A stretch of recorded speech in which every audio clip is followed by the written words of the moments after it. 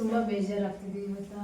ನಮ್ಮ ಮನೆ ಹತ್ರನೇ ಕಾನ್ಫಿಡೆನ್ಸ್ ಫ್ಲ್ಯಾಟ್ ಇದೆ. ಅದನ್ನು ನೋಡಿದಾಗೆಲ್ಲ ರಾಯ್ ಸರ್ ಡೆತ್ ಆಗಿದ್ದಾರೆ ಅಂತ ವಿಷಯ ತಿಳಿದಾಗಿಲ್ಲ. ತುಂಬ ಬೇಜಾರಾಗ್ತಾಯಿದೆ. ಅವ್ರು ತುಂಬ ಹೆಲ್ಪ್ ಮಾಡಿದ್ದಾರೆ ಅಂತ ನಾವು ಟಿ ವಿನಲ್ಲಿ ವಿಡಿಯೋ ಎಲ್ಲ ನೋಡಿದ್ದೀವಿ. ಅದೇ ಬಿಗ್ ಬಾಸ್ ಹನುಮಂತ್ ಅವ್ರಿಗೂ ತುಂಬ ಹೆಲ್ಪ್ ಮಾಡಿದ್ದಾರೆ. ಒಂದು ಫ್ಲ್ಯಾಟ್ ಕೊಟ್ಟಿದ್ರು ಅವರಿಗೆ. ಬಿಗ್ ಬಾಸ್ ಗೆದ್ದಾಗೆಲ್ಲ ಅಮೌಂಟ್ ಕೊಟ್ಟಿದ್ರು. ತಂಗಿಯವರು ಓದ್ಸೋಕ್ಕೆಲ್ಲ ದುಡ್ಡು ಅಮೌಂಟ್ ಎಲ್ಲ ಕೊಟ್ಟಿದ್ದಾರಂತೆ. ಬಡ ಮಕ್ಕಳಿಗೆ ಎಲ್ಲ ಓದ್ಸೋಕ್ಕೆಲ್ಲ ಸ್ಕಾಲರ್ಶಿಪ್ ಎಲ್ಲ ಕೊಟ್ಟಿದ್ದಾರೆ. ಅವರು ತುಂಬ ಹೆಲ್ಪ್ ಮಾಡಿದ್ದಾರೆ. ಬಟ್ ಏನು ಮಾಡ್ತೀರಾ, ಅವ್ರಿಗೆ ಏನಾಯಿತು ಏನು ಅಂತ ಗೊತ್ತಿಲ್ಲ. ಡೆತ್ ಆಗಿದ್ದಾರೆ ಅಂತ ನೆನ್ನೆ ಗೊತ್ತಾಯಿತು. ಹೌದು, ಇದು ತುಂಬ ಬೇಜಾರಾದ ವಿಷಯ. ಸಖತ್ ಫೀಲ್ ಆಗ್ತಾ ಇದೆ. ಬಟ್ ಯಾಕೆ ಈ ಸಿಚುವೇಶನಲ್ಲಿ ಅವರು ಈ ಥರ ಮಾಡಿಕೊಂಡ್ರು ಅಂತ ನಮ್ಗೆ ಗೊತ್ತಿದ್ದ ವಿಷಯ. ಬಟ್ ಆದರೆ ಒಂದು ಜೀವ ಕಳ್ಕೊಳ್ಳೋದಾಗಲಿ ಅದು ತುಂಬ ಅಷ್ಟು ಸುಲಭ ಅಲ್ಲ. ಅವ್ರಿಗೆ ಅಷ್ಟು ನೋವಾಗಿರುತ್ತೆ, ಫೀಲ್ ಆಗಿರುತ್ತೆ. ಬಟ್ ಅವ್ರು ಫೇಸ್ ಮಾಡ್ಬೋದಿತ್ತೇನೋ ಗೊತ್ತಿಲ್ಲ, ಮೇ ಬಿ.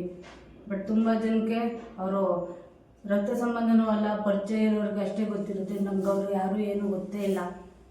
ಅದು ತುಂಬ ಒಂಥರ ಫೀಲ್ ಆಗ್ತೈತಿ. ಒಬ್ರನ್ನ ಕಳ್ಕೊಳ್ಳೋದು ಅಷ್ಟು ಈಸಿ ಇಲ್ಲ. ಬಟ್ ಅವ್ರ ಲೈಫ್ ಈ ಥರ ಆಗುತ್ತಿದ್ದೆ ಯಾರೂ ಅಂದ್ಕೊಂಡಿರಲ್ಲ. ಅಷ್ಟೊಂದು ಕೋಟಿಗೆಲ್ಲ ಬದುಕಿದ್ದಾರೆ. ನಾವು ಬೆಳಗ್ಗೆ ಎದ್ರೆ ಕೆಲಸಕ್ಕೂ ದುಡ್ಡುಗೋಸ್ಕರ ಹೋಗ್ತೀವಿ. ಆ ದುಡ್ಡಿಂದಲೇ ಅವ್ರ ಜೀವನ ಹಾಳಾಗೋ ಥರ ಆಗೋಯ್ತು. ದುಡ್ಡಿನ ಹಿಂದೆ ಹೋಗಬಾರ್ದು ಮತ್ತು ಪ್ರಾಣನ ಕಳ್ಕೋಬಾರ್ದು. ಅದು ನಮ್ಮ ಫ್ಯಾಮಿಲಿ ಇದ್ದಾರೆ ಅಂತ ನಾವು ಯಾವತ್ತೂ ಅಂದ್ಕೊಳ್ತಾ ಇರಬೇಕು.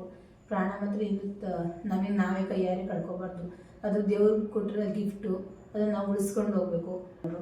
ತುಂಬ ಬೇಜಾರಾಗ್ತದೆ. ಯಾರಿಗೂ ಈ ಕಷ್ಟ ಬರ್ದಲ್ಲೇ ಇರಲಿ, ಯಾರೋ ಮುಂದೆ ಈ ಥರ ಒಂದು ಡಿಸಿಷನ್ ತಗೋಬಾರ್ದು. ದಯವಿಟ್ಟು ಏನೇ ಎಂಥ ಸಿಚುವೇಶನ್ ಬಂದರೂ ಸ್ವಲ್ಪ ನೋಡಿಕೊಂಡು ತಾಳ್ಮೆಯಿಂದ ಫ್ಯಾಮಿಲಿಗೆ ಹೆಲ್ಪ್ ಮಾಡ್ಕೊಂಡು ಹೋಗೋದು ತುಂಬ ಮುಖ್ಯ ಆಗುತ್ತೆ ಫ್ರೆಂಡ್ಸ್.